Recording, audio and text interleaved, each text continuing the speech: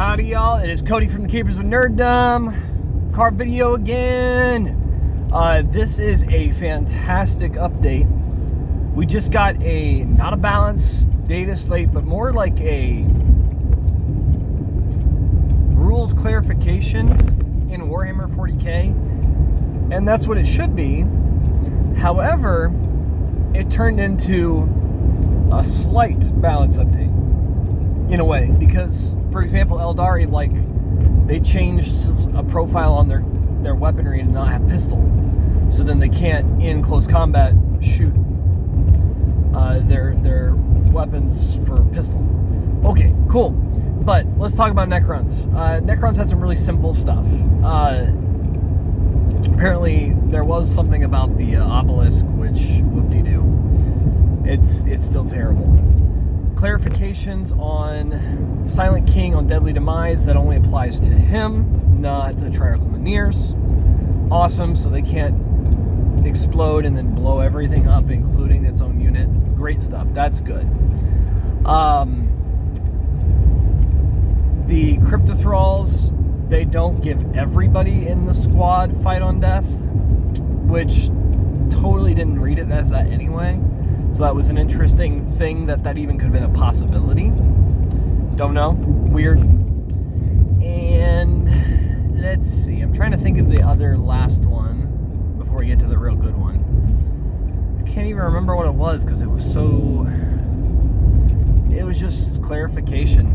But the big one that was really interesting, that it was in fact a typo and was left off of Transcendent Katan, because I was afraid we were going to see some sort of nerf to Transcendent Katan, that it was actually supposed to be Epic Hero.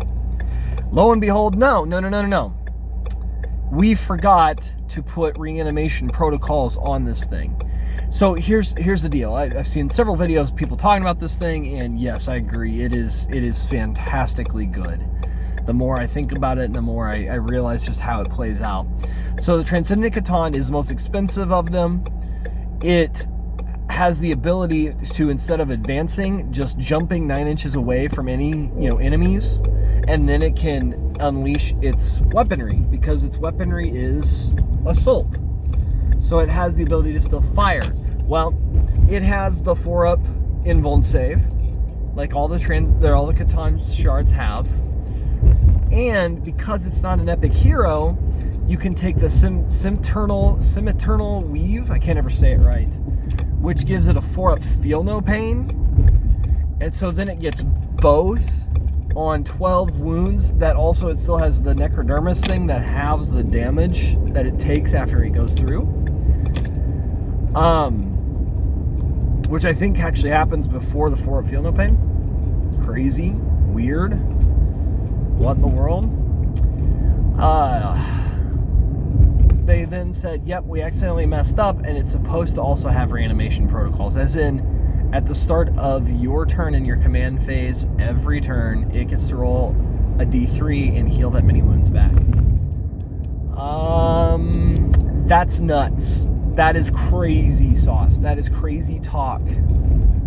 Because that thing was already good without being able to heal. Like, really good. Now, this thing's on a whole nother level. You park that in front of your opponent and go, have fun. I'm guarding this side of the map now. Will you take me down? Probably. But you're going to have to take a lot of equipment and resources to do it.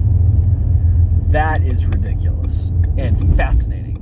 Because what if you didn't teleport him? Or you teleport him back to healing areas? Well, it's interesting because, oh wait, here's something else.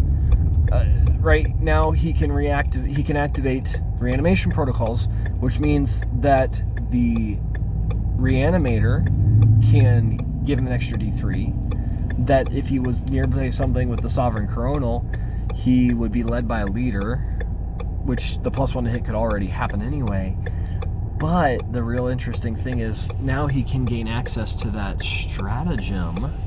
Or is that stratagem only if it loses a model? I'll have to look for sure. But if he can access that, and I mean that's getting to heal the D3 like it's reanimation protocols, which would then make the reanimator go off.